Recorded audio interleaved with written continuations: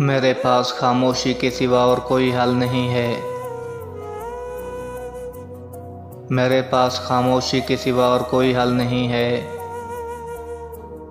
मैं बात करता हूँ तो बात बिगड़ जाती है।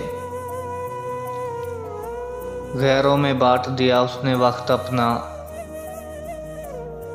गैरों में बांट दिया उसने वक्त अपना। मेरे हिस्से में दूसरे बहाने लिखे थे। रोना था किसी और हवाले से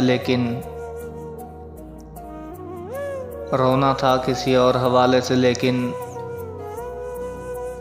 ऐसे में तेरी याद आ गई। खुदा तुम्हें वो मंजिल अता करे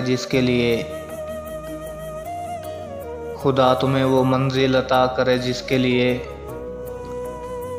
तुमने मेरी कुर्बानी दी थी। उसने कहा और मैंने छोड़ दिया। उसके हाथ पे लगी मेहंदी खराब हो रही थी।